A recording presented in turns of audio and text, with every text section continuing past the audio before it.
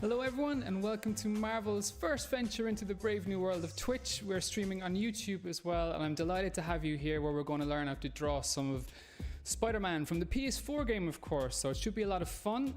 It's awesome for those of you if you're drawing along as well. That's really great to do. I'm going to break it down like I always do into very simple shapes, into simple blocks that you can do so that anybody can draw this. We're actually going to go all the way through. We're going to do two pieces. I'm going to draw this bust piece of Spider-Man to start off with, and then I'll do a full figure Spider-Man for you, so that we can go all the ways through and actually color the piece as well. So if you're just here to watch the drawing, sit back and enjoy. If you're drawing along, that's awesome too. So my name is Will Sliney. Most people know me from my work on Spider-Man, and I've done some Star Wars stuff for Marvel as well.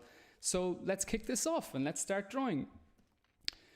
So whenever I'm drawing somebody like Spider-Man or absolutely any character, I'll always break it down into very, very, very simple stages. I'll actually break it down and start off with a little stickman, and I'll build up the shapes that I need to put on top of that before I'm actually drawing the cool things like the webs, like his eyes, and of course the spider on his chest and stuff like that as well.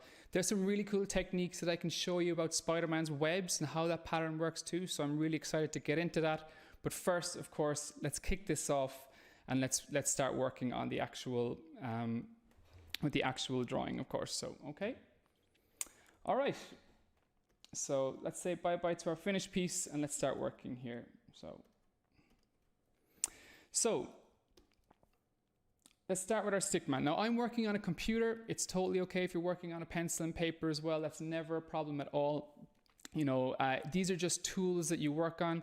It's easy for me on a computer to work on different layers, but it's the same thing on pencil and paper if you just erase what you're drawing and drawn over it. Everything that I'm about to draw now will actually be erased. It won't be the final art. It's about building up the different layers and working to create your final piece. So let's start with our little stickman here of Spidey. And of course, we'll start with an oval for the head. Because we're just doing the chest height up to the head here for the first one to start off with, we're just going to put a little line down the center of his figure, and we're going to have some circles to show off where his shoulders will go, okay? I usually draw a line down the center of the face so I can figure out which way the character is looking. You know, if our character here was turned to the side, like this, we'd have the line kind of looking over this way, depending on where you're going to put the eyes. But for now, Spider-Man's looking dead on straight at the camera here. So it's straight across here and another line down the middle here so we can just kind of orientate the face properly, okay? And that's my first layer. It's as simple as that. You'll see that layer be a little bit more intricate when we're doing the full figure, but it's really, really important to do something simple at the start to help you get started, to help you figure out what the pose is.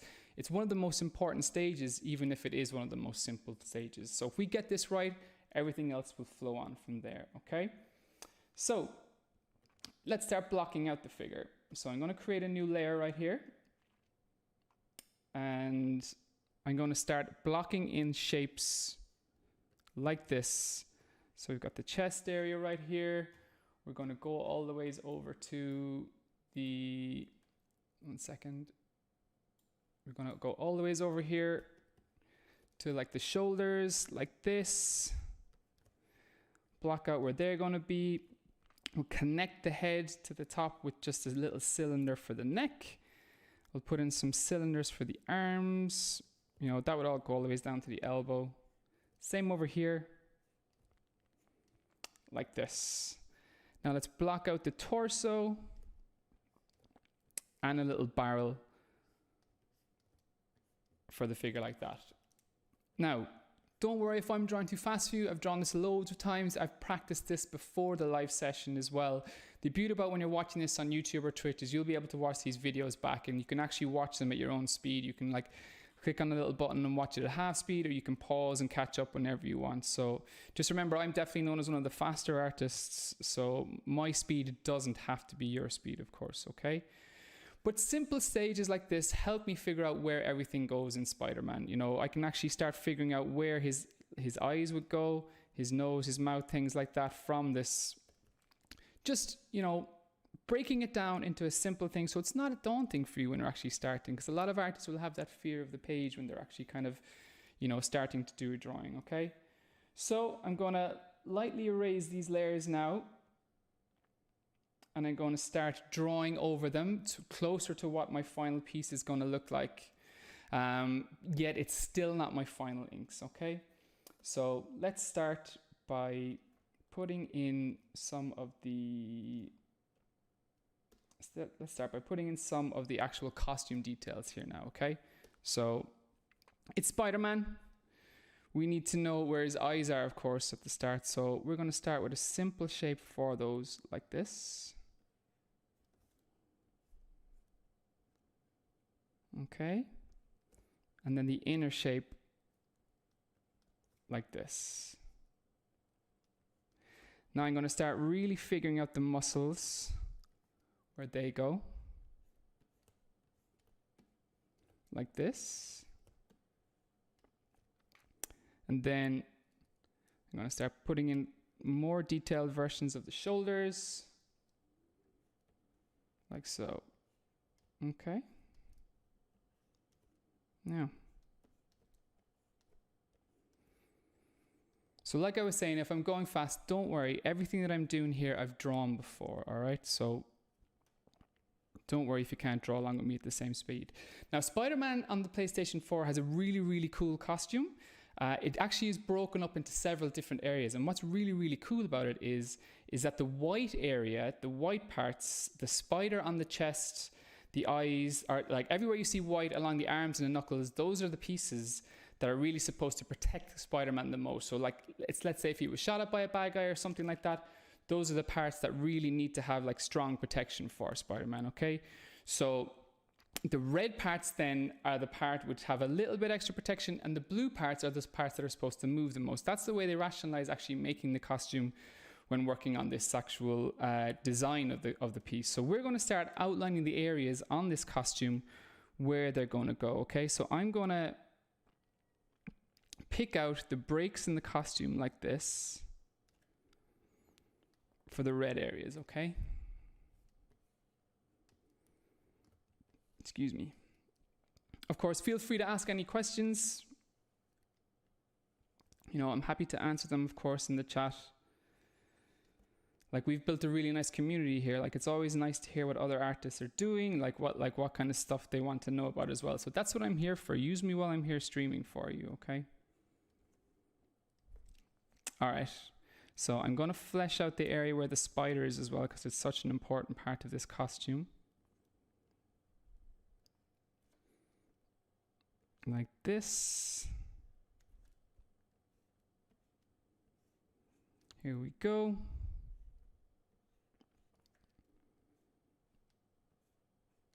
I'm going to erase the layers that are behind a little bit so it's easier to see what we've got going on.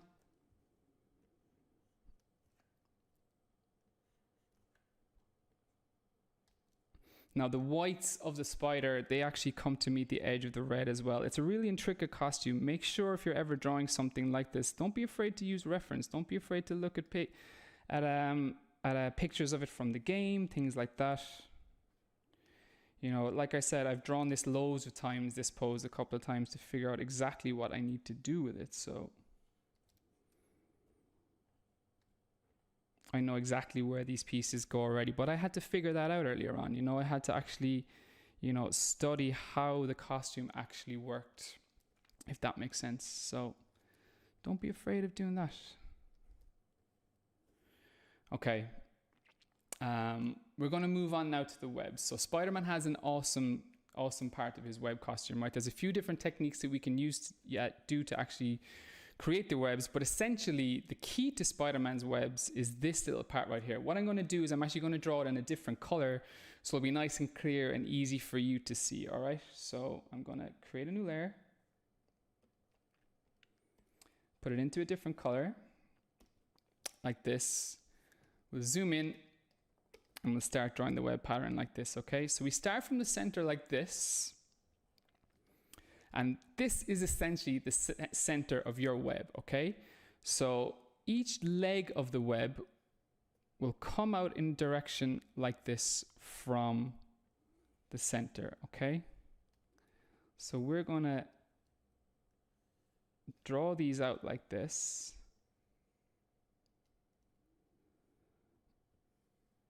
From each point. Okay, some questions. So how long does it take me on average to complete an interior comic page? So the typical rule of thumb in comics is that you need to work on the bones of a page a day. Kind of like we bring out a book pretty much every 4 weeks. So if there's 20 pages in a comic book, that's kind of the speed that you need to do. Now, of course, some pages are more detailed than others. Like you might get a script and it might tell you, you know, we want Spider-Man, you know, swinging over Times Square and there's a crowd scene there and things like that. And that's when things can start to take a lot of time. So you'll kind of budget the amount of time that you can do per page on your kind of calendar. So that's the way I approach it. I'll get a script.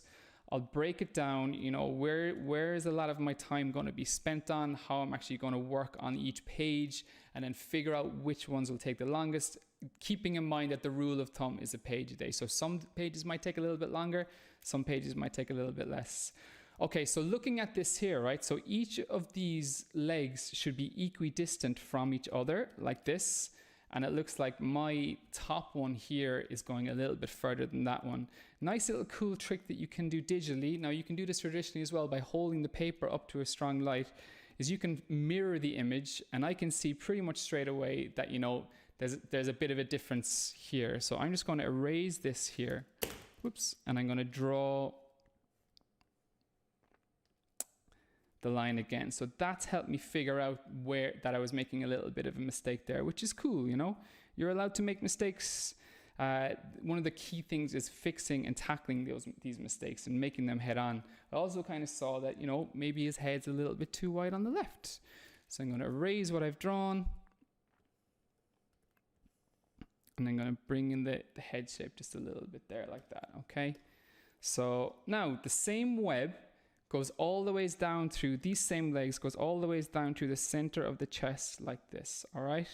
So all the ways down behind the spider, even though you won't actually see it through the spider, you're still going to want to actually draw it in there in the pencil stage, if that makes sense to you. So like this. Another line like here, dipping behind the leg of the spider. You know, there's a lot that goes on with this. It's really intricate, and once you kind of get it right, it's awesome. And here's another little tip, right? If you were looking at Spider-Man from the top, so let's just say we have Spider-Man here, and he's facing up. His head is tilted back up, right? So we'll just do his eyes really quickly like this. Okay? And you're just looking over, and you can see his shoulders either side and his chest like this, as if he's looking up towards the camera. That web that you're drawing, okay, let's draw it in quickly here.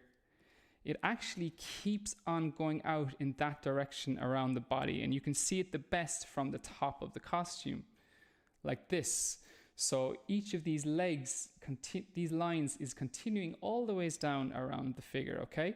So, you know, this has to do the same thing all the ways down the figure like this, if that makes sense. So that's kind of what we're doing here. All the ways down around the arm, it wraps around the form. So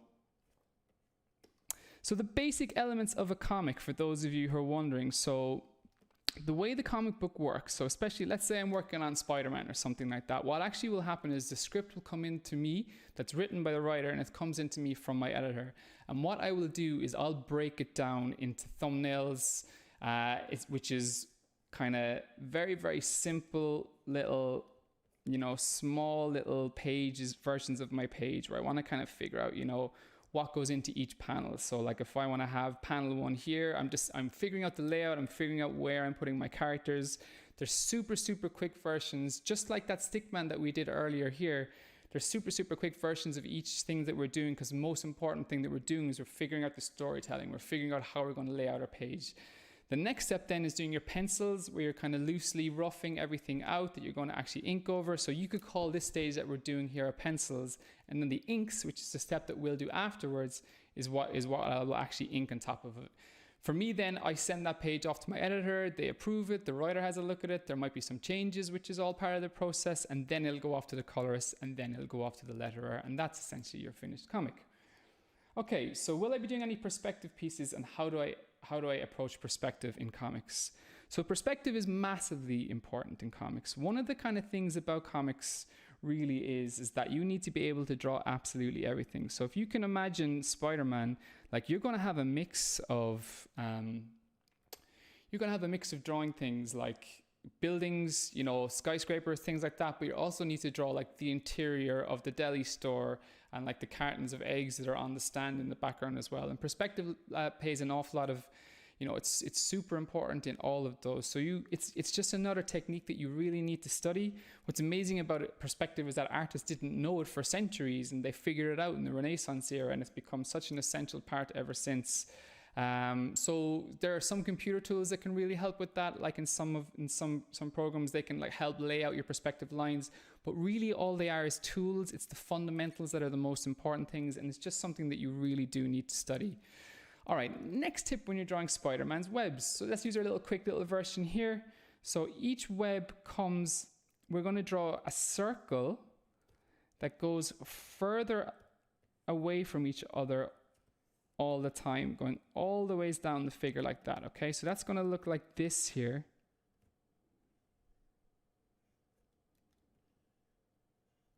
All right, so each one goes further and further away. I know this doesn't look like Spider-Man now, but trust me, this is figuring out how the web pattern will work, and this will absolutely help you so much when you're drawing Spider-Man. It continues all the ways down the neck, okay? Around the figure like this, coming around from the back. Continues through the chest, onto the shoulders like this, okay? All the ways down to Spider-Man's toes, basically, like this. Now I'm going to lightly erase this. I'm actually just going to drop it behind my front layer so it's a little less visible. And that's the guideline that I'm going to use to actually ink the webs, which you'll see later, okay? So you know what? I'm going to actually drop it back a little bit further so that it's not in my way when I'm actually doing the inking, if that makes sense. So what app am I using to draw? I'm using Clip Studio Paint. But again, it's just a tool. It's whatever you're most comfortable working with is the thing to actually use, all right? Okay, so I have all the building blocks that I need here. So now it's time for me to go along and actually ink over this piece as if I was doing my final drawing of Spider-Man, all right? So here we go.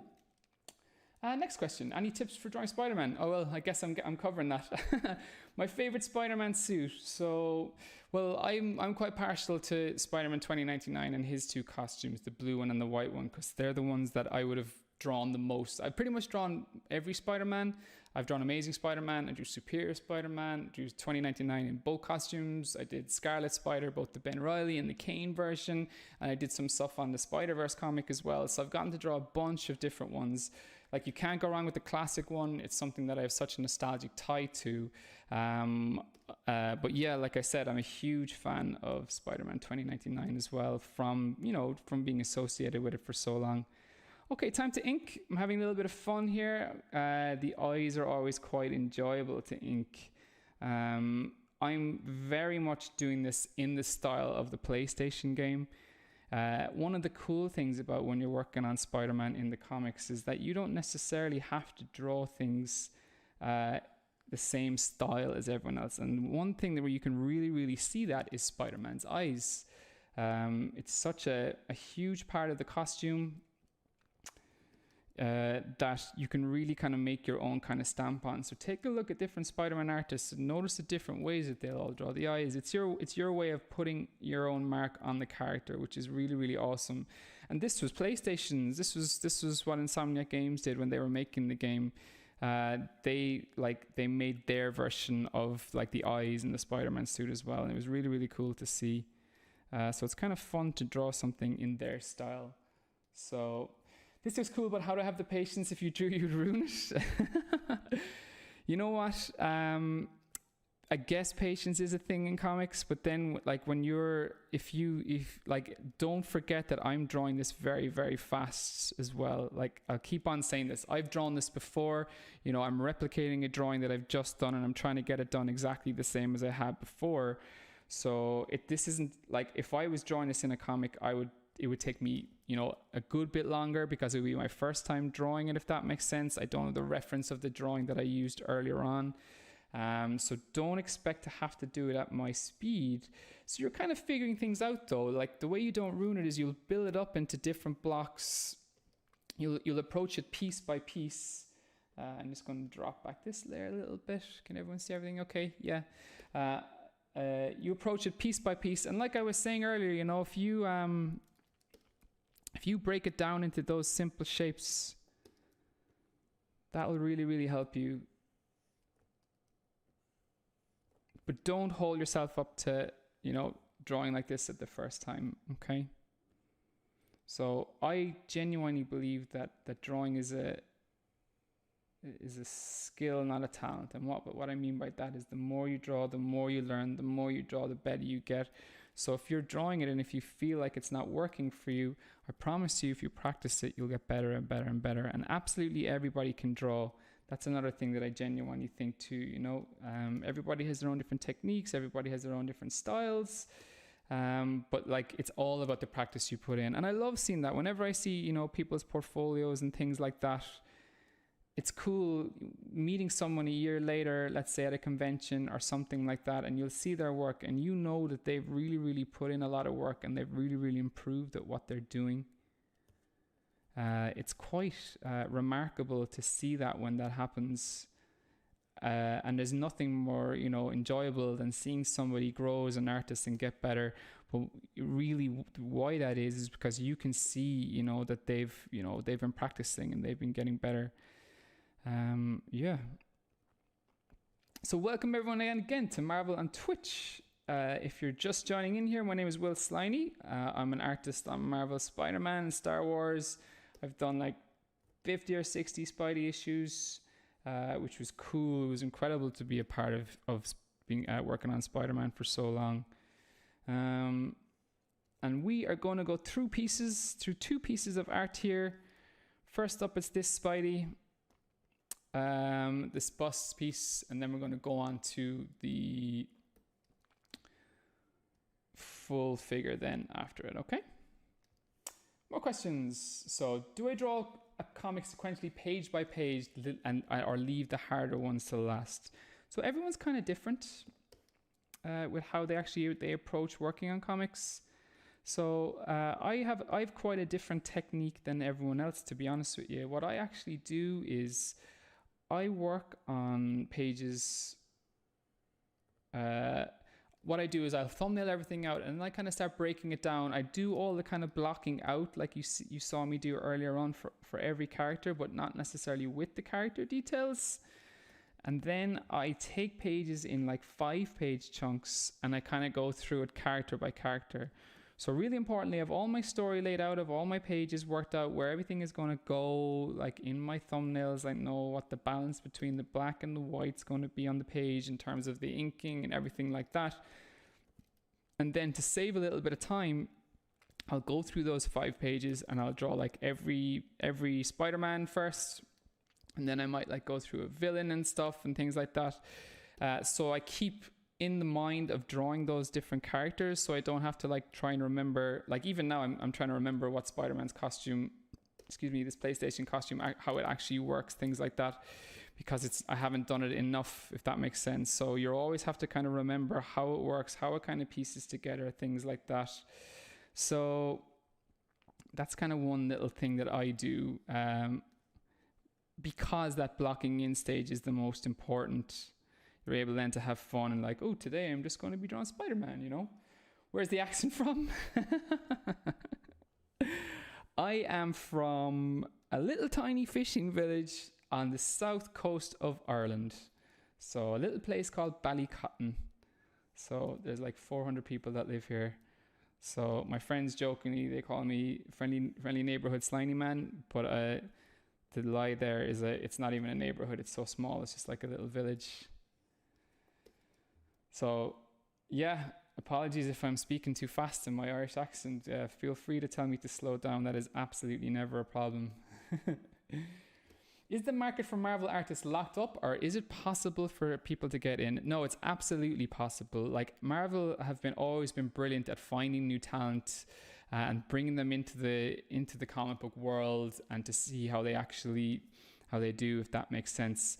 And like Marvel have like actively have, you know, talent scouts that go around looking for people, you know, whether it's meeting artists at conventions and checking through their portfolios. Actually, this is another little thing. So each area of the red part of the costume is kind of separated by a little bit of tubing.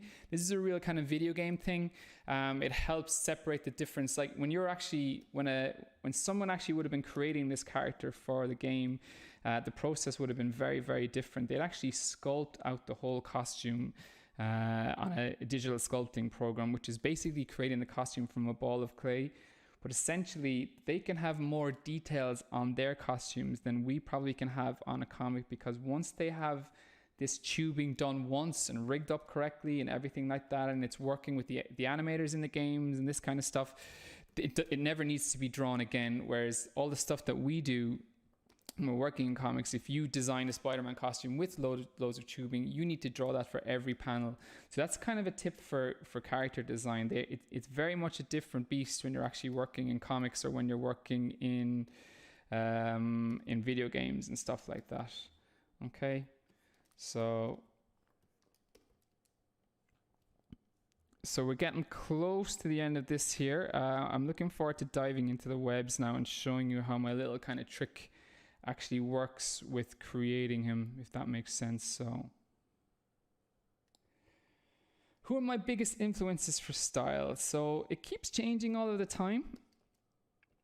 That's one of my favorite things about comics, is just so many new types of style, so many new voices that keep on coming into the industry all of the time, which kind of is a counter, or which kind of is a, you know, further on to the last question that we were asked.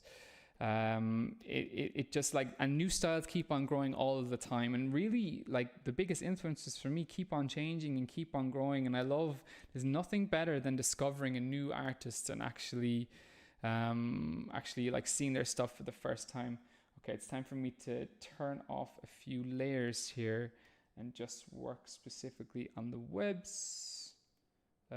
Yep, there we go. So it's just the web pattern left here.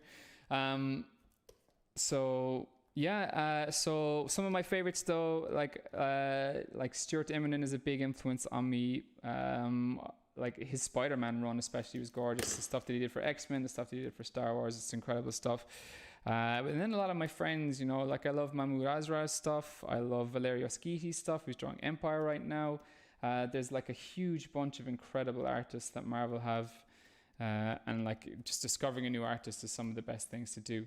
Okay, so if some of you are here from seeing my Iron Man video that we did a couple of weeks back for Marvel, I talked to you about chamfering. But for those who haven't, chamfering is actually a kind of a little technique that we can use to show that something was like sculpted nicely. So for example, this spider here, if I put a little thin line to represent an edge, it can really show an extra level of detail to the costume. And basically what chamfering is if you can imagine, if you were woodworking and you had a piece of wood that was perfectly like at 90-degree angles, and if you took along a plane to sand off, to cut off the edge at a 45-degree angle, just to give it that nice little bit of look, a look that like catches little bits of lights, it just looks a little bit more polished or whatever.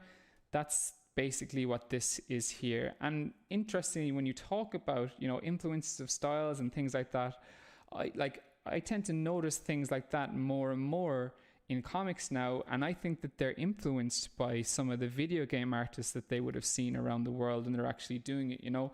So like chamfering is a huge thing when it comes to actually 3D sculpting characters. And us, as you know, when we're designing costumes, when we're drawing costumes, whatever, our influences don't necessarily always have to come from comics. They can come from video games, they can come from movies, they can come from absolutely everything. So I think this is one of the examples that made its way across from things like video games and digital sculpting. So how did I land this comic book gig? So I was hired by C.B. Cebulski, who's now the editor-in-chief at Marvel, actually, at a comic convention. So these webs here, look, perfect example. A little bit of a mistake here, which is totally cool. I need to bring the webs over a little bit because they're not centered in the right place. I was more focused on talking to you than actually doing it. Mistakes are cool. It's absolutely fine to make mistakes. I can draw all these legs first,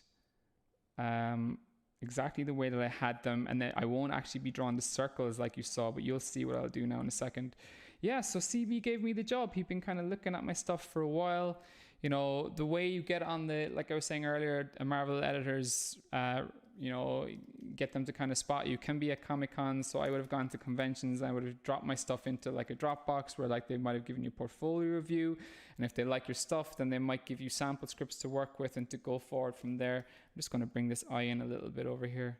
this is definitely one of the handy things about working digitally, is that you can take things, you can transform them, and you can bring them in and out like this, if that makes sense. So yeah, it's definitely a handy thing, digital. But remember, it's just a tool. It's the final drawing that matters. Yeah, so CB was the one that had faith in me and gave me a shot. It was funny enough, it was just before New York Comic Con when I actually got the gig. Actually, I want to save that web surprise for later. Where I got the gig. So I was over in New York a couple of weeks later, and I got to meet my editor and my writer, and we were working on a book called Fearless Defenders. And we did like a 12-issue series, which was just so incredible to be a part of. Like the people that liked the book a lot, people liked the book a lot as well, and there was like a lovely kind of a community built around that too. And the book then, basically I transitioned from then onto Spider-Man, and I've pretty much been with Marvel ever since. So shout out to CB. Thank you very, very much. And I'm so glad he had that faith in me all those years ago, nearly 8 years ago now, actually. So do I have any favorite characters to draw? Yeah, Spidey. I think actually it was Dan Slott said this. Dan Slott's a really famous Spider-Man writer, that there's a real kind of nostalgic age from when you're watching cartoons or reading comic books or anything like that. And it's around when you're 12 or 13. And the characters that you love then often end up being the ones that you'll really love for the rest of your life. And that for me was like the magic age of, coming home from school, seeing Spider-Man animated show on TV, reading Spider-Man books, annuals, everything I could kind of get my hand on. So to go on from there and to get to be a part of Spider-Man's history and to tell some Spider-Man stories was absolutely incredible. And I know that right now that there's loads of you watching this that want to do that, and trust me, if you work hard enough, you can absolutely get there. If you make that your goal, you put in the work, and always be as nice a person as you possibly can, which is really important in comics, and you learn to work to deadlines and things like that as well. I fully believe that you will get there, and you could end up like on Marvel's Twitch in a few years' time doing a tutorial of your favorite character. Okay, so all these circles that we would have seen already, basically now I'm going to connect them all together like this. Each point where the circle meets the leg of the web, that's where my curved web needs to meet, okay? If that makes sense. So this bit's quite enjoyable for me. I'm just going to go along like this and draw them all in. Make sure you have them curving around the form of the head, so you're looking at the web here at a different angle, so it's not going to arch as much. But yeah, I always, the hard work's done here.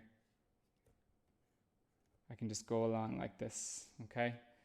Next question. So how did I get into drawing comics? It's just something that I loved doing when I was younger. I didn't always even know that there was a job drawing comics. I wouldn't have had access to Twitch or YouTube or anything like this to be able to see, other artists actually drawing stuff and to interact and chat with them or whatever. So I just didn't even know that it existed as a job. And when I found out it did, I just absolutely, went for it as much as I could, creating sample pages, getting them wherever I could, going to any convention I could go to, and, just kind of eventually broke my way in there. So you want to make your own superheroes. Do you have any advice on how you should get better? Well, first of all, that's a really, really cool thing to do, and that's awesome to hear. There's nothing greater than the creative spark that you can get, and the fun and of letting your kind of imagination run wild, if that makes sense. So that's exciting. Any tips? Don't get frustrated if it's not kind of coming together the way you want it at the start. Look at your favorite artists, see how they approach things. It's always good to have loads of research if you're creating a character. So, depending on where your character's from, look at the kind of the cultures in the world that will influence the character and what's around them, and bring that into their personality as well. Like, one of my favorite things about Marvel is that, it's the story primarily isn't about the superhero, it's about the person that's under the mask. So make sure that each superhero you have, that you need to be able to relate to them on that human level too. And we all have human emotions and we all go through human things. So bring that into your superheroes as much as you can to bring them closer to us, essentially, if that makes sense. So actually that's wrong. This should go over like this. I think, if I can remember. Oh yeah, down here. There we go. All right. Oh, I don't have his shoulder. Wrong there. Same deal here with the webs, all the ways around. I should have that going a little bit lower. There we go. So there you go. So that's a quick little way of actually doing that bust, same one that we drew earlier, that we showed you at the start of it as well. Now we're going to really push things, and we're going to move on to actually drawing Spider-Man in a full pose and get it colored as well. Okay. So any tips for approaching a sketchbook? I always find myself trying not to waste paper. It's very hard and to practice. Yeah, do you know what? I'm laughing because I feel the same way sometimes, because you have this glorious new sketchbook, but trust me, the art that you put on those pages is more and more important than anything that you could possibly, that will be left on it. So, don't there's this real thing of the fear of there's the fear of, what's the best way to put it? The fear of a blank page, and it's quite tough to actually start. And what makes that come along, what makes your stuff kind of not be able to not to have that fear, is drawing more and more. And the more you draw, the better you get, the faster you get at actually doing this kind of stuff. And trust me, you will actually get to a point then when you'll be able to, draw on those pages without any fear. So keep drawing, please. It's a really, really fun hobby. You never know what it's going to turn into. And most important thing to do, though, is to make sure that you're having fun when you're actually drawing. All right. Now, we're back to our little stickman figure of Spidey here. This time, though, it's going to be the full figure, okay? So I'm drawing a line on the figure for the hips, for the legs, all the ways to the feet. Again, I'm going very, very fast here because I'm redrawing the pose that I already drew, but this is how I'll start off doing something. I had to figure this out a few days ago for this piece as well, okay? So, this part, I can't understate how important it is because I'm figuring out the actual pose, okay? Nice little trick for Spider-Man. So the line of the hips is going in this direction. The line of the shoulders is going in that direction. Try, especially for someone like Spider-Man who's quite dynamic, try not to have the hips and the shoulders at the same direction, because that's when someone's in quite a rigid place or whatever. You want to have as much movement and dynamism as you can when you're actually when they're actually going like that. Excuse me. Okay, so now I'm going to build up over this like we did earlier, and I'm going to start drawing in, blocking out the muscles and everything like that, if that makes sense. So here we go. So doing it on a new layer. If you're pencil and paper, I'll lightly erase what we've done already. If you're on pencil and paper, lightly go over it with an eraser. If you're on a computer, it's just a separate layer. They're just tools. And now it's about finding the simple shapes for each part of the figure, if that makes sense. And that's what I'm doing here. His shoulders, little cylinders for the arms. One thing actually when you're drawing arms and legs, I talked about this before actually, the cylinder that you're using for them, a nice little tip to keep movement in there is to make sure that the cylinder is arched in the same direction at each side like this. A lot of times, you might want to show the muscles like by, having the cylinder kind of go like this, which is more like your traditional drawing, whatever. But when you're blocking it out, if you keep them going at the same direction, it keeps the movement, it keeps the force of each line. So you'll see it a little bit more now in the legs here as I put them on. So there's his other arm. So let's say this is the cylinder for the leg. So I want one to make sure this cylinder, both parts are going in this direction, the same direction. And there's no problem then in alternating the cylinder for the lower part of the leg. But that's keeping that nice kind of flow like that, you know, keeping things nice and dynamic. And all this stuff takes a long time to learn. Like, one of the cool things about comics is that the more you draw, the better you get, but you always have something to learn. So you always have something to do like that. And like, I'm even learning doing this piece. I'm learning, you know, every time I sit down to draw, I'm bringing something in. You know, I'm often studying something like this kind of dynamic movement is something that like I needed to bring more into my work. So I sat down and I studied and I started to figure out what it was that I actually needed to work on to improve, if that makes sense, okay? So just to show you again, okay, the simple shapes we've got our oval for the head. We've got like, you know, basically kind of an oval, I guess, for the chest as well. I like to bring around the back of the chest with a shape like this and a barrel for the torso, okay?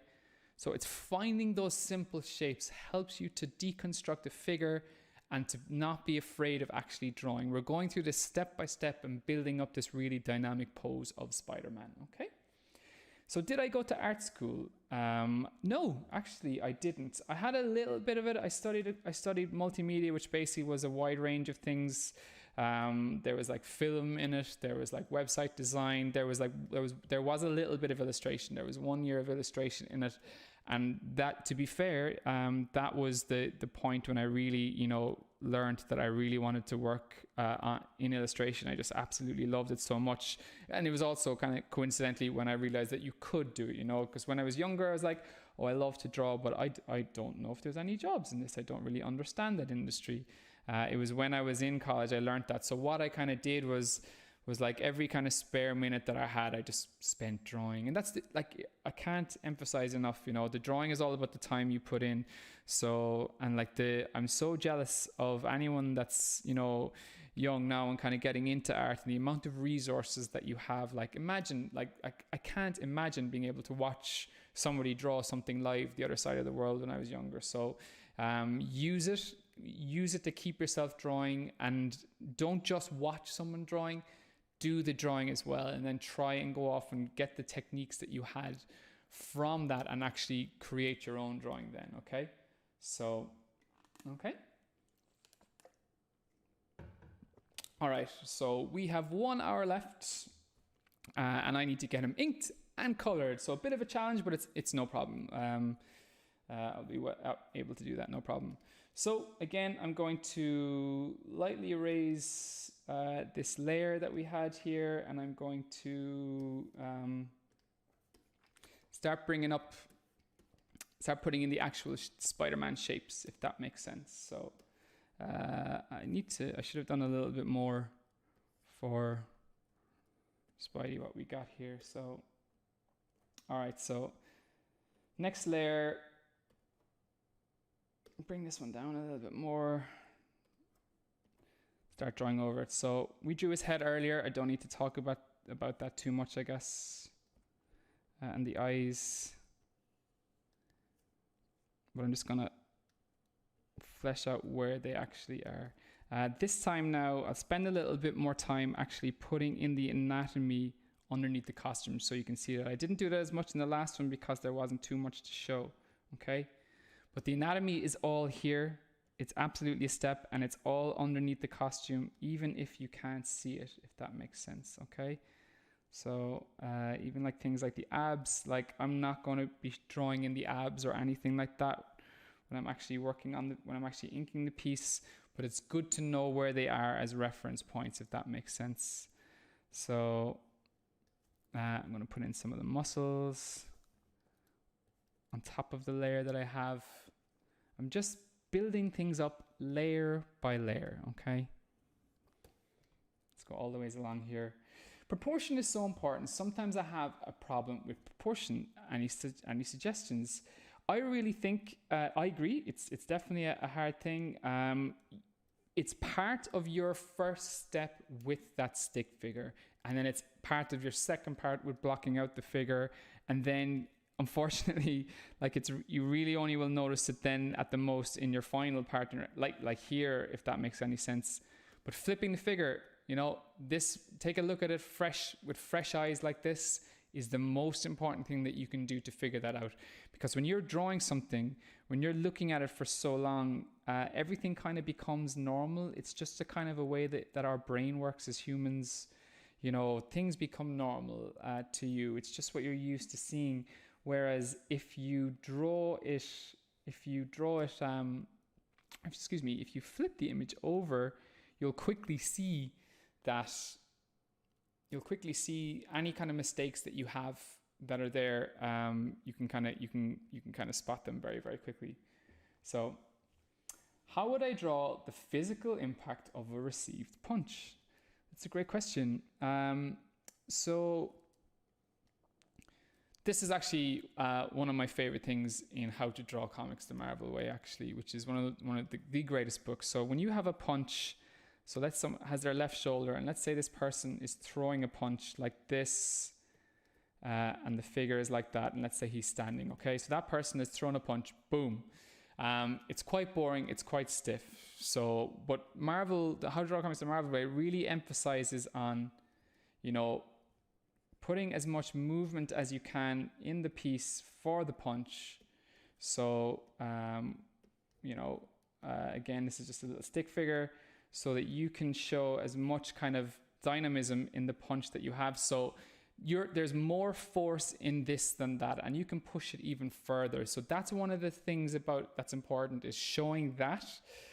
Secondly, we have speed lines. Then we can have speed lines behind the character that kind of show the force.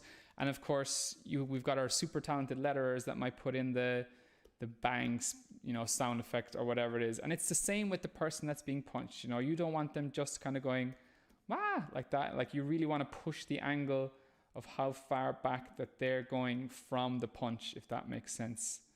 Now, I know that's super quick because I got to make sure I get this drawing done, but there's a lot of kind of key elements that you can kind of use like that to do it. So there you go. It can always be a bit of fun to show like the face, there you go. Look at this, like, it's being pushed in by the impact of the punch as well. So it's all part of it. Okay. I'm going to do this one a little bit differently than the last one now, and I'm going to put in the costume details in a different color so you can kind of see how the costume details will wrap around the figure in a different kind of a way. So, okay. So, new layer. I'll draw it in black for now, but this isn't going to be my final inks, okay? So we have the way the eyes go, the tubing of the red and the difference between the red and the blue, if that makes sense, like this.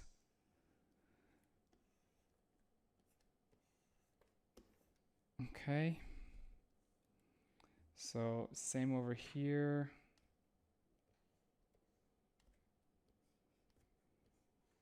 Like this. I'm just picking out the different areas for the actual costume, if that makes sense.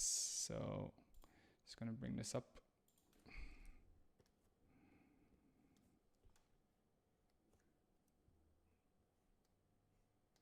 Same for, it's not really a belt that Spider-Man has, if that makes any sense, but it essentially is, like, it operates as a belt, it works as a belt. So yeah, it's all kind of part of it.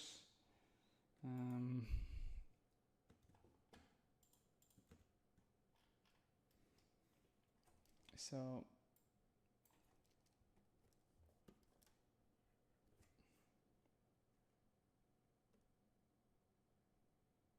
where's my layer? Lost my layer. Yeah, so I'm gonna draw. The shoe is quite cool, actually. The reference.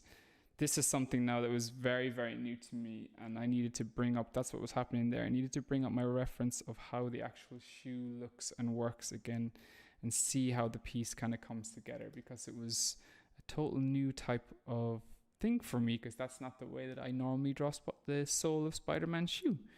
So again, it's another thing that they did on the PlayStation game that was their own way of doing things, was their different way of doing things, which is, awesome, essentially. So yeah. Okay. So the tubing for the red here, like this. Same over the other side, we have that down here. Okay, so the spider then is a huge kind of defining element of this PlayStation piece, if that makes sense. It really kind of you can show the way his torso moves and shapes and goes around, if that makes sense. So here we go, like this. It's a really cool costume. I love the reasoning behind it. Like I was saying earlier, the thought process that they put into it is absolutely top notch. And that white, I don't know if you've noticed when you're actually playing the game, like the white parts of the suit, it really helps you figure out, where the costume is going, everything like that. So if that makes sense,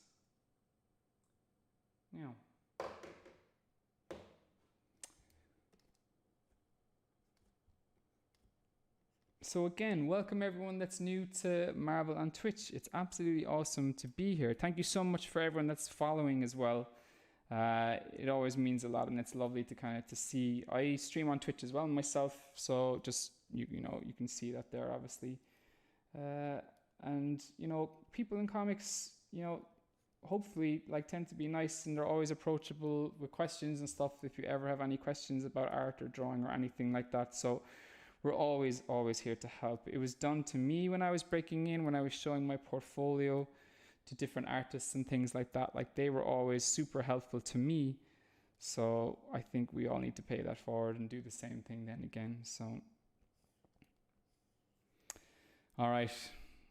It's a complex costume, but it's so much fun to draw, if that makes sense. He's got kind of knuckle guards on his knuckles as well. Kind of go like this.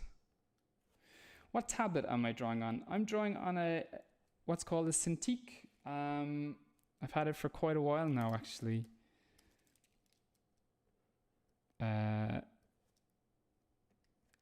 Pretty much every tablet works quite well, to be fair. But this has been the one that I've always kind of gone with, and it's actually it's 10 years old. So it has lasted me a long time, and there's no reason for me to change when it's been working so well. Do I have recommendations in terms of art books? So the best one, and I know I'm not just saying this, but it's How to Draw Comics the Marvel Way. It really is it's something that I go back and I look at all of the time as well, if that makes sense. So it's an awesome book.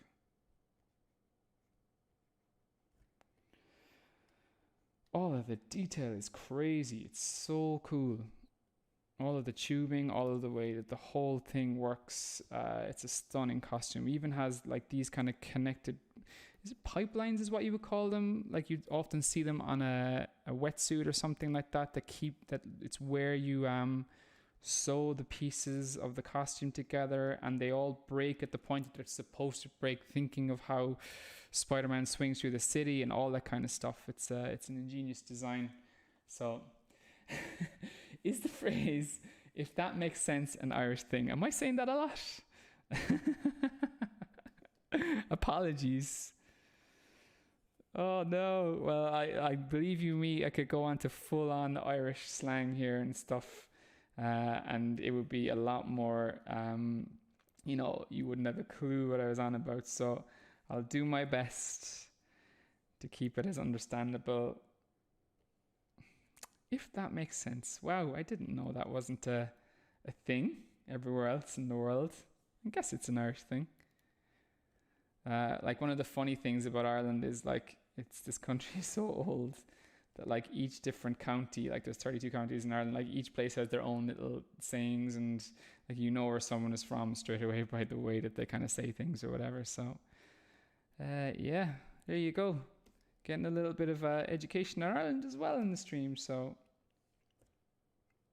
One of the cool things as well that happened the last few times when we did this is that people, were sharing their art online and stuff. Like, it's always amazing to see. So feel free to tag me if you want me to check out the piece that you did. Like, it's just, there's nothing nicer than seeing someone, try to have an attempt to do something that you kind of worked on. So, absolutely, by all means do. Okay. All right. So basically what I did there is I built up all of the important costume parts over the anatomy drawing that I had done there. Now, that's a super complex costume. It might not look it, but it really, really is. Like, I don't know if you noticed me, I was kind of getting closer to the screen. I was trying to figure where it was. I was looking at my reference of what I have of the drawing that I did earlier, which it needed me to look at the reference of what it actually looked like in the game, if that makes sense. So this step can take quite a while. Don't be put off if it takes you a lot longer. Trust me, it took me a lot longer as well. We're doing this quicker now to get through as much drawing content for you as we possibly can to fit it all into the channel, knowing that this is an on-demand world now, and you're going to be able to watch this back and watch it at whatever speed you want, okay? So I've heard so many times that people can get frustrated because it feels like they can't draw along fast enough. Do not worry about that. Trust me, it's not a thing. And I'm redrawing a piece that I drew yesterday. So it's why I'm able to do it a little bit faster, okay? So I have it right here in front of me. Okay, so will I get to draw the book if Spider-Man ever goes to Ireland? So Spider-Man went to Ireland, I think in one of the 80s books, I believe. So I would have been 2 or 3 years of age. So unfortunately, I didn't get to do that. But, if Marvel ever decide to bring him back over there, then that would be cool. And I would absolutely, who I think I would know what reference buildings and stuff or what the actual place looks like, I guess, more than most people. So that would be fun. That would be a really fun storyline to do. Okay, I'm making this blue. I'm dropping back everything a little bit more, so it's not necessarily in my way when I'm drawing. And now it's time for me this is my pencils. I'm going to ink over this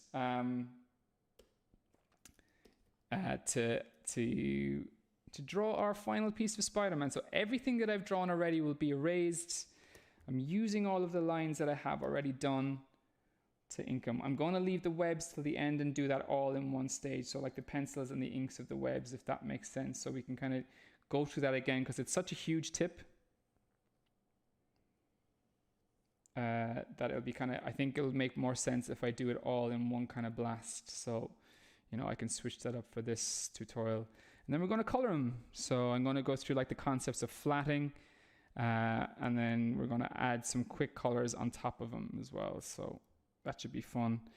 The coloring, pretty much now, pretty much all, unless there's like a bit of traditional painting going on, all coloring in comics is done on computer. So that's one thing. And it's absolutely like a huge job within the industry as well. There are some absolutely incredible colorists out there. I've been so lucky to work with some of the best ones that there is. Excuse me. So there's a huge, fantastic career in coloring comic books as well. So if that's what you enjoy doing, that's awesome, and I would encourage you to keep doing it and to like everything else, keep practicing, find the artists that you really like, look at the styles and the way that they do things. There's an awful lot of things that go into color theory, which I wouldn't be, the best on because primarily I do the inks and somebody else do it. So I don't have enough time to kind of study that, if that makes sense. So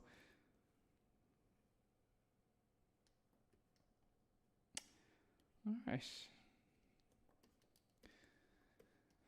This part, like, what's quite nice about it is the hard work is done. The pose is there. The costume details are there. This is just like can be a bit more relaxing. I'll do a little bit now on line weights as well, which is something that I really kind of talked on in both the Captain America and Iron Man video that we did for YouTube, which of course are still up if you ever want to check them out. Because there's such, I was just speaking about coloring, but there's such a huge job in itself of actually inking a piece. So, and that's when the real skill of like nice flowing lines, nice thick to thin lines, nice like being able to separate objects in the foreground from the background, showing your texture, all of this kind of stuff. And I'm drawing it now with a kind of a steady line weight first. And then I'm going to erase look, there's loads of kind of like my reference lines from my penciling lines, whatever, from drawing them earlier. So all of those are going to be erased. And then I can really kind of go back over it and focus on the line weights and the shadows and stuff like that. So when learning comics in the beginning, should you draw the same image over and over until it's perfect?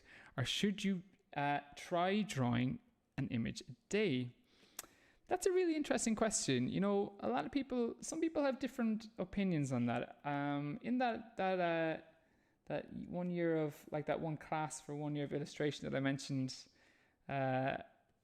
we were given like an assignment for the holidays where we had to like draw 1,000 hands 1,000 times, something crazy like that. And it can be hard to be focused on your learning all of the time when you're doing that, if that makes sense. So it can sometimes it can defeat the point. What's important is that you really need to be focusing on what you're doing. So if you're drawing something over and over again and you can't keep your attention for it, then you really should work on something new.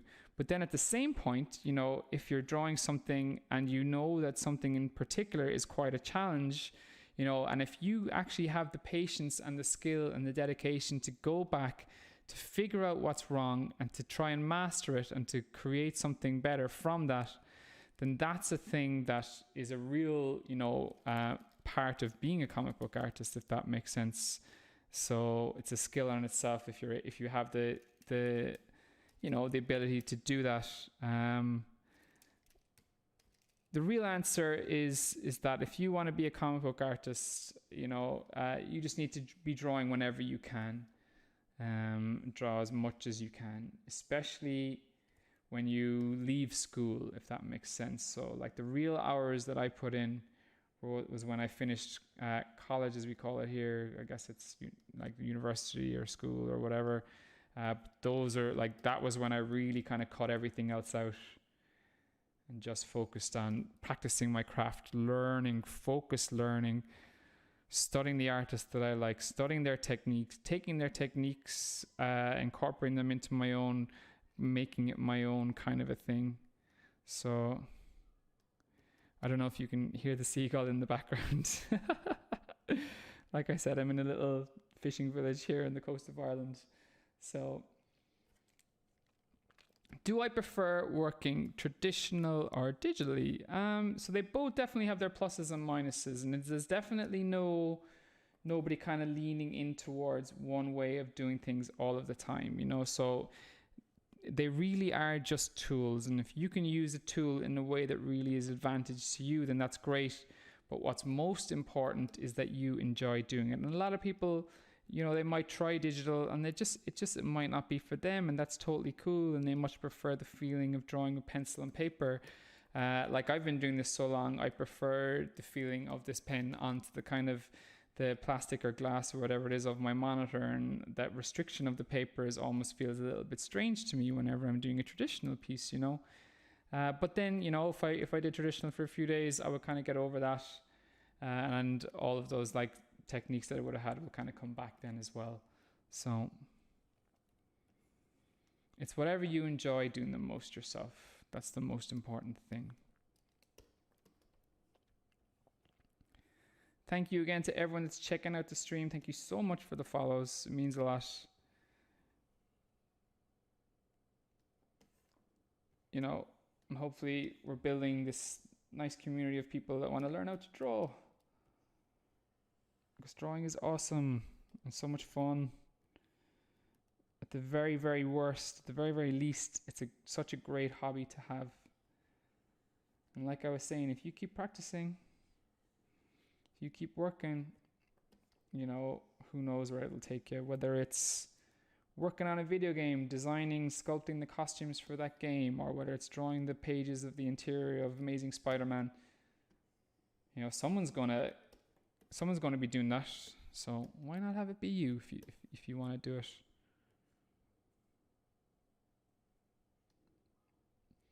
How fast can I improve if I draw for 2 hours of a day every day a year? Interesting question. Well, I would say that you're at a great starting point making sure that you're drawing every day. And it really is just all about the hours put in. Kind of depends, like, you know, if you are in your mid-20s and you're just drawing 2 hours a day and you really want to be professional, I would ask you to challenge yourself and to do more, because when you're at that age, you're up against people who are practicing drawing for 4 or 5 hours a day. If you're younger than that, then that is an incredible achievement to be doing that. And if you keep that up, no matter what age you are, really, you will grow so fast and you'll learn so much. But when you get a little older, you need to keep putting in those hours as much as you can. So, like for me, I would get up in the morning, I would draw for an hour, I would go off to my day job. For my lunch break, which was an hour, I would draw for another hour, and then I would come home and I would draw for like 3 hours until I was like totally tired and fall asleep. And that kind of became my life for a long time, and it was just all me trying to improve, trying to put together pages. Like when you're working on comics, if you want to draw comics as well, this is actually quite crucial. You need to do sequential pages, if that makes sense. So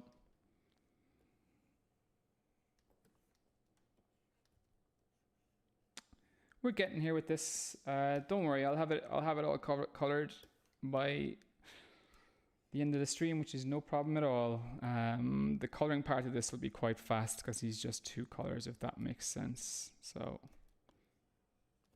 but it'll be fun, and I'll try and give you as many tips as I can. Okay. How excited about Spider-Man do I think the seagulls are? Do seagulls? How often do they appear in a Spider-Man comic? That's a kind of a good question, actually.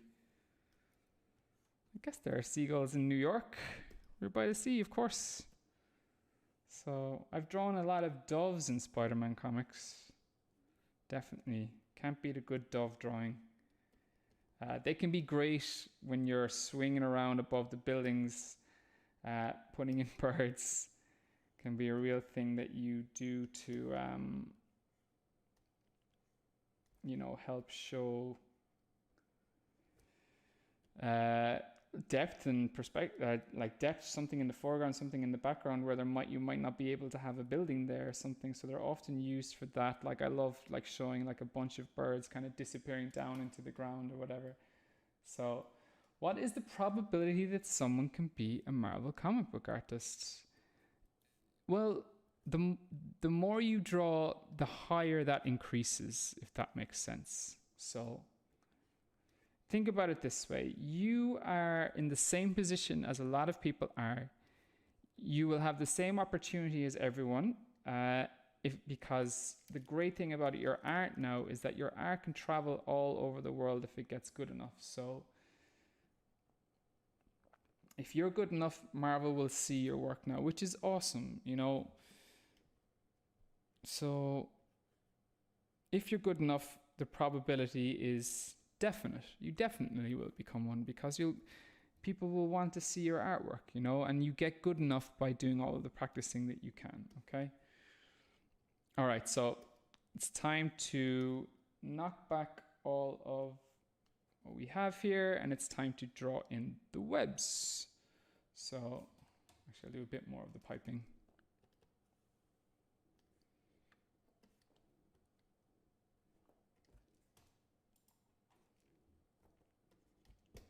My pen has stopped working.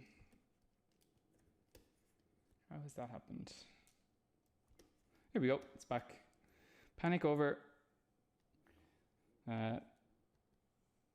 Okay, so some of the piping like this, and here we go. Okay, so it's time to do the webs. So we're going to do the same thing that we did earlier. We're going to draw in those lines like this.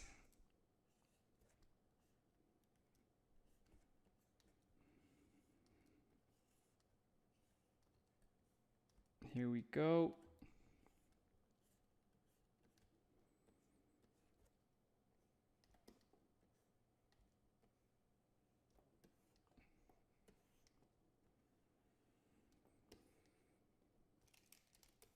Same here, make sure they're equidistant from each other, like this. Bringing the circles around like this. So any tips on highlighting characters? It's all about shape and form and understanding the anatomy that's under it and understanding where your light source is on the character, if that makes sense. Now, I don't have a lot of time to go in. I'm leaving out a little step here of some of the shadow. Actually, no, I'll put them in. I'll show you. So I know that the sun is coming from this direction up here. So it's all about where my shadow is compared to it, you know. So I know that the shadow is catching it from this direction, if that makes sense. So it kind of goes around like this. All right. So super quick shadows here. Trust me, I would spend so much longer doing them if I was inking this for an interior page, but this is all about the tutorial today, okay?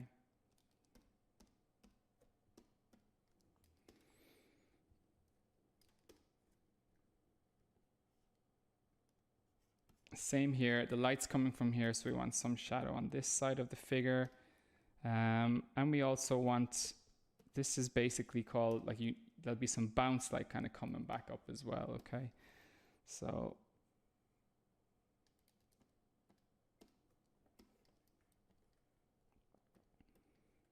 okay, if that makes sense. All right, back to drawing our little lines for the webs. Oh, we pretty much have them all. Cool. Cool. Here we go. Spider-Man, speed drawing. And now, with that same technique, I know where the lines of the webs go, like this.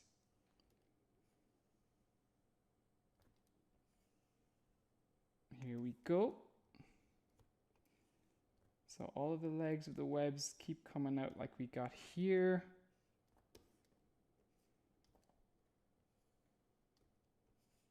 All the ways down the figure. Really, essentially, what penciling is, what these layers are, is there to help me know where to put my ink lines without any fear, if that makes sense. So, who's the hardest character to draw? Good question. That's the thing, kind of when it relates back to what I was talking about earlier, is the more kind of if you go too detail heavy in when you're actually creating a character design, it can be quite difficult. And a good example is, we had a character when I was working on Fearless Defenders called Hippolyta, and she had like this crazy, really, really cool tattoo all down her arm, which, you know, if you're drawing a tattoo once, that's great, that's so much fun, but drawing a tattoo in every panel can be so difficult and quite, you know, time consuming. Which brings me on to my next question, which is, do I have any advice for 27-year-old digital and tattoo artists struggling to find motivation? If you're struggling to find motivation, you know, maybe the stuff that you're drawing isn't the stuff that you really like to do. Make sure you're drawing the things that you enjoy doing to start. I really do think the communities that can be built around art now is lovely. Like, I really do think Twitch is a really good place to start as well. Like, find the artists that you like to hang out with or whatever and draw alongside them. You're essentially turning, you know, your solitary studio into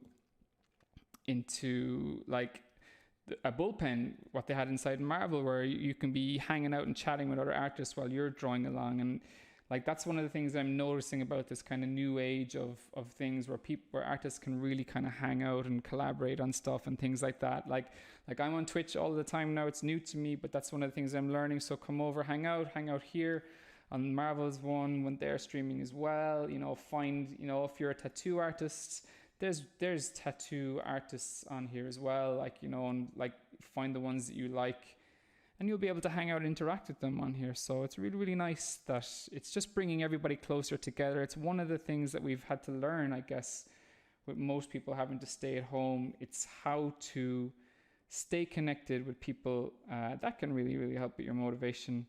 And yeah, find the things that you like to draw and draw them as much as you can as well. And trust me, I know how difficult it can be. It can be really, really difficult when the drawings are coming out the way that you want to do. But always know that each drawing that you've done is a learning process, and the more that you draw, the better you'll get with the whole process. Okay, so I believe in you anyway. Definitely, I do. So, and 27 is relatively young when it comes to drawing. I remember talking to people about breaking into the industry, and you know, it takes a while. You have so much stuff to learn. It just shows you that all those hours of drawing are the really, really important things, if that makes sense. So, do I have any trouble with drawing environments and/or landscapes? Like everybody has trouble with drawing everything. It really, really is the case. And whatever you have trouble drawing, you study, you figure it out, and you learn how to draw it better. So I was drawing a piece quite recently with loads of trees, and I just wasn't happy with the way that I was drawing my trees.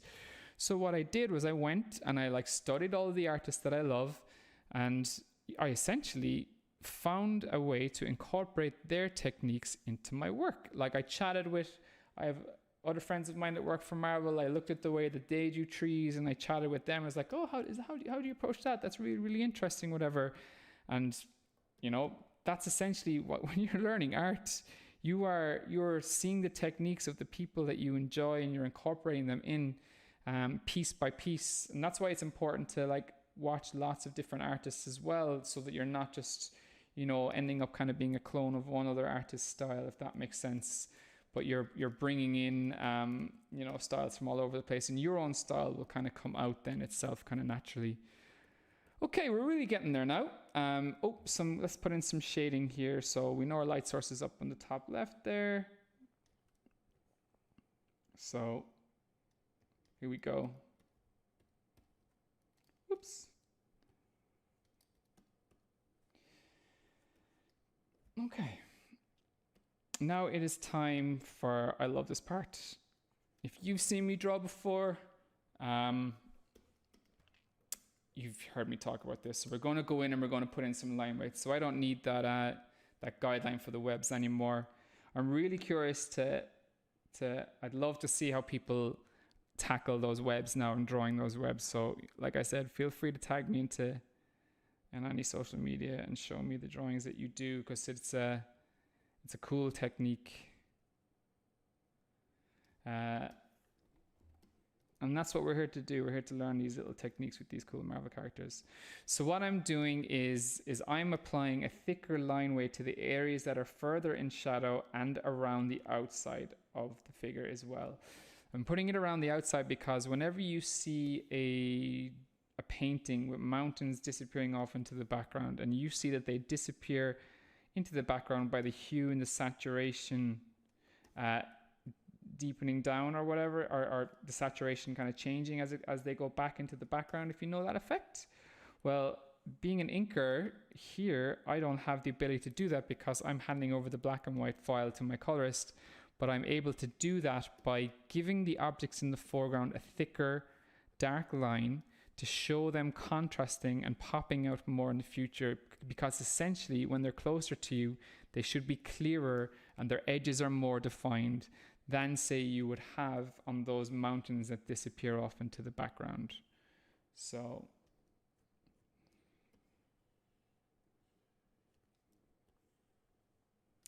what does it take to get me to draw you into the background of a comic?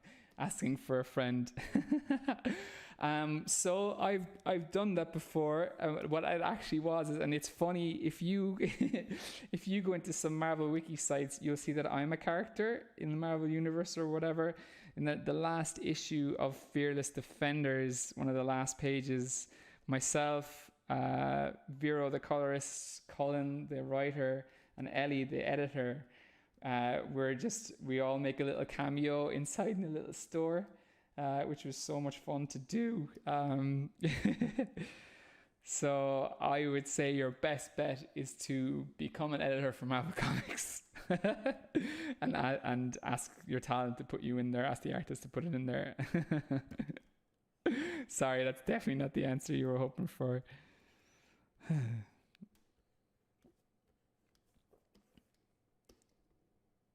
still laugh whenever I see that page. People often come up at events or whatever and get me to sign that page, and like, oh, you know, well spotted.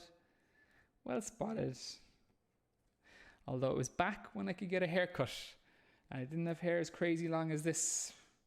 It's going to be a little while more before I can cut my hair here in Ireland. Which is fine. It's all part of it. Okay, what have we got? We've got 20 minutes left to flat and color the piece. We got this. Which parts of the character do I find most difficult to draw or shade? The hair, the feet, the hands, the cape, etc. Well, I absolutely love drawing hair, and funnily enough, I haven't gotten to do too much of that in these Marvel tutorials because they've often had their mask on, or we did a Steve Rogers one on Instagram where the hair was short, I guess, same with Tony Stark. So hair is just a beautiful mixture of light, shade, line weight, and flowing lines, and not drawing in all the lines, like leaving out pieces that you don't need to necessarily do. And it's so enjoyable, but it is difficult. Like a good example is, all right, so what I'm actually, just to explain this, actually, what I'm going to be doing here is, this is actually the flatting. So I have everything here prepared earlier, of course. I have a little color palette that I'm going to use for the flatting. I'm going to pick out each area that's red, pick out each area that's blue, pick out each area that's white. And by doing that, I'm going to create a mask around each part. And that means that I'll be able to just color the red, just color the blue, just color the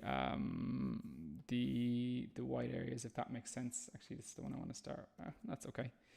So that's what I'm doing here. You know what? Actually, I'm going to do this a little bit of a different way. I'm going to use the magic wand to select everything here. I'm going to fill it all with the red color first. Invert what I have. So you can see those they call them little marching ants. So that's selected everything outside it. I'm going to I have a new layer. I'm going to fill this all in with the main color, I guess, which is red here. So that's the red area picked out. Now this will keep changing as it goes on, if that makes sense. But hold on there. I just need to adjust the colors a little bit. There we go. So, and then I'm going to get the blue areas now and select out the areas. Whoops, it's a mistake. Select all areas, selecting out the blue areas. So this is called flatting. And you don't necessarily have to flat in the colors that they're going to be. It's more important for separating out those areas of color. Okay. Quite often, a lot of colorists will use a specific flatter, and like someone that actually will do this for them, because of course, us annoying artists can do pages that are, quite detailed, with loads and loads of stuff going on in them. So somebody else will come along and flat the pages for them. It's another step in the process often. So that's what I'm doing. So there's my blue area. We're going to pick out the white area here, if that makes sense. Like this. It's quite enjoyable to do this, actually. This is your I'm a kid moment coloring in. I should really have the previous picture up I did of this. So we're going from memory here.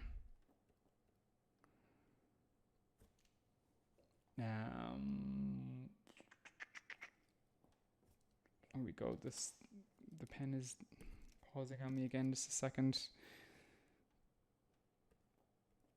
What are my thoughts on the underarm webbing stylistically? I like it, definitely. It's something that we used a lot in Spider-Man 2099, of course. I need to remember what way that goes underneath the feet. So I do like it. I think it's a cool thing,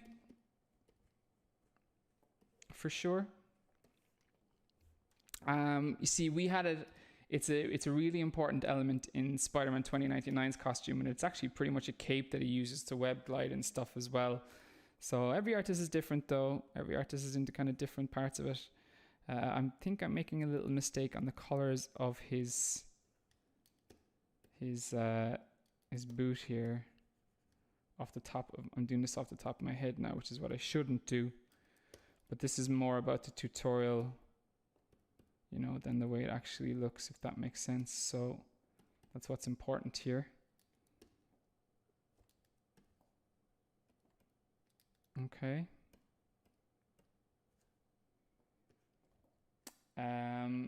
Do I ever have any happy accidents where you paint or draw something wrong? You decide that I like that. Is that a reference that my hair is getting so long in the lockdown that I'm looking like a certain famous artist from the 70s and 80s? Yeah, absolutely. That's one of the nice joys of drawing, and it can happen in so many ways, is that you're like drawing is this thing, like it doesn't always come out the way from your brain that it's supposed to come onto your mind, or onto your head or something, if that makes sense. So oh, there we go. I do have reference of this. So this bit's supposed to be red here. Always check your reference, everyone. So I'm just looking at the last one that I drew, and then this part is red like this, and this part here is white.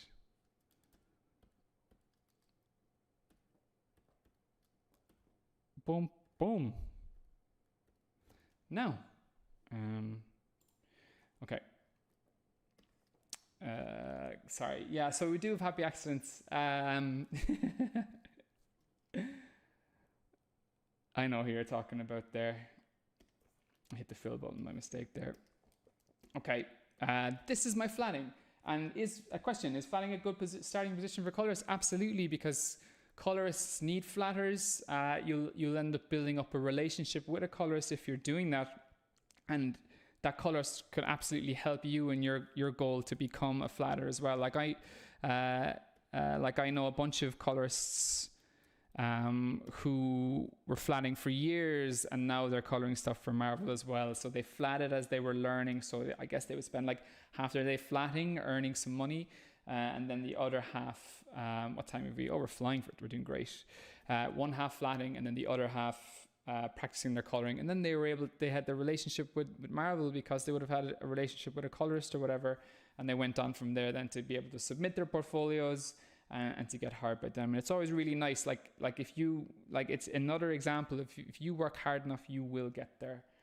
Okay. So now what I'm going to do is I'm going to select each individual part, each individual color. Okay. So I'm selecting all of the red here, I hope. I'm creating a new layer, and then with that red color, I'm creating a mask. And what that does is it's going to mean that only the red will be colored on when I actually go along like this. It's cool, isn't it? So I'm going to do the same for the blue. Right here, so create its mask, and then the same, each one gets a new layer, the same for the white parts. Okay, mask, boom. Okay, so now I can go in and I'm going to select, I can start like adding my gradient colors, things like that. So if this gradient basically, which means is applying a color, starting at one color and going to the next. I can apply that to just the red here. So if I select the torso area like this, a nice little line around like this, and I will, whoops, I used the wrong one. So I can drag down, and look, there's a nice little gradient going from the light color to the dark one, just in those areas. Doesn't affect the blue, doesn't affect the white, or it doesn't go outside the lines. No more coloring outside the lines now that it's flatted. So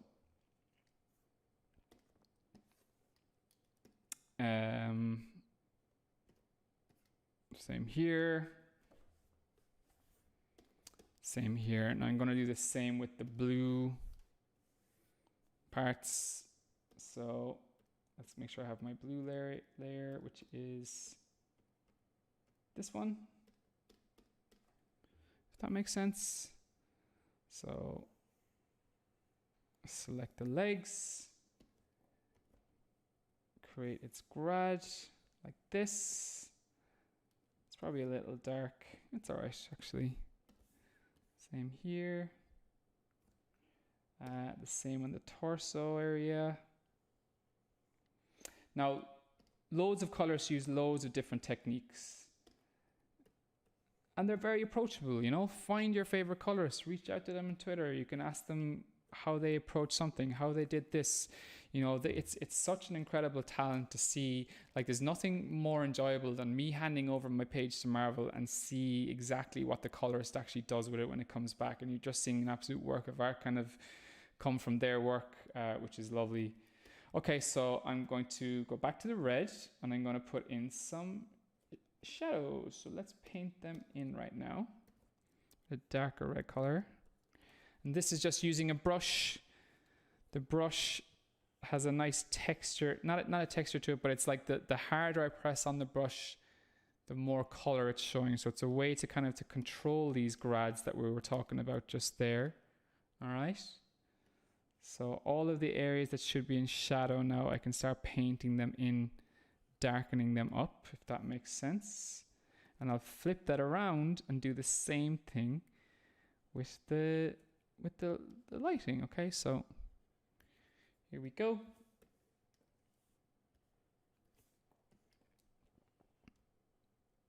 Same here. Let's do the same for the blue with a dark blue color.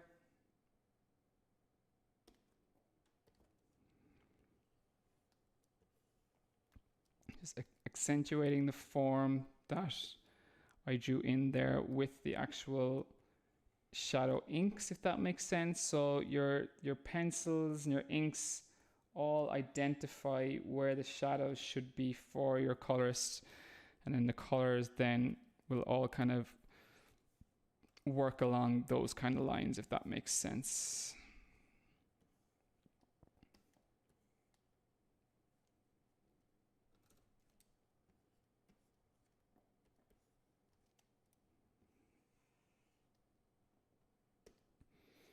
So, and let's do the same for the wider area. Let's add a little bit of a, oops, wrong layer.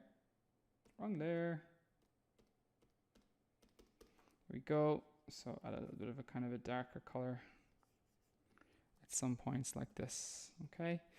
Now this is the fun part, I find, the highlights. So we'll start with the red, with the red part here, and we can one kind of cool thing that some Spider-Man colorists do actually is they'll select a few of the individual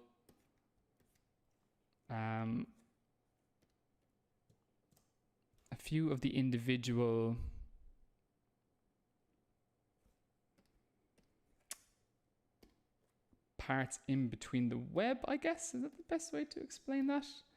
And add a kind of a little bit of its own texture when you're doing that, or its own kind of highlight, if that makes sense. It can look quite nice, all with thinking about the overall highlighted form, of course. So we want a little bit less here, if that makes sense. So now we can kind of do it along here.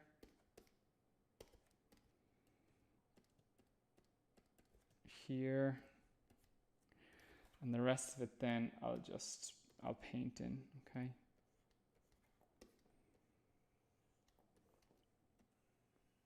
how's he looking? What do you think? We're getting there, aren't we? Again, remember, like, this is an insane amount of drawing to do in under 2 hours. Drawing, coloring, everything. It's all because I'm drawing what I've drawn before over. This is all designed just to be a tutorial for you. Don't get frustrated if you can't do this. I have this drawing right here in front of me and I'm redrawing it again for everyone, okay? So do not get frustrated with it.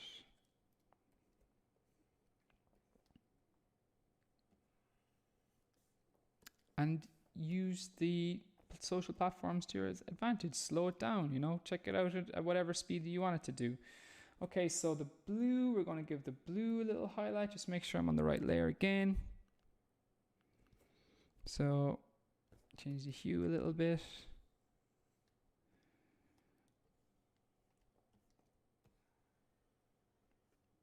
I would highly encourage you to go, like, check Marvel Comics, check, like, see the colors that you like, find out the name of the colorist by looking at it in the creator part, check them out on Twitter, Instagram, or whatever, and look at their work. And it's just like some of the best stuff that's there. I've been so lucky with the colorists I've worked with. Can you recommend some colors to follow? Oh, nice follow-up question that works perfectly. Yeah, absolutely. So let's start with, let's go for the top. So Matt Wilson is absolutely incredible. He does a lot of Thor stuff. He has these beautiful pink and purple hues and style of stuff that he has to his work. That's just beautiful. His work is amazing.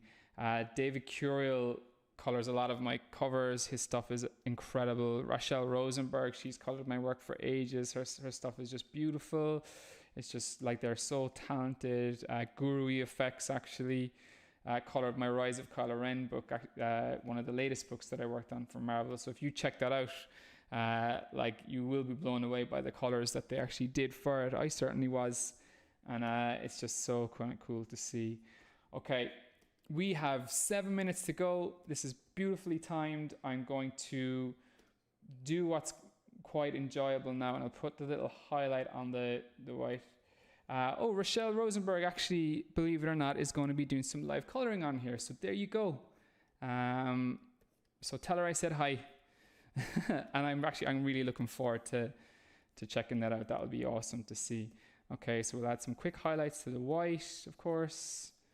And then this is quite nice, is coming back in with and like adding in some nice bright white highlights.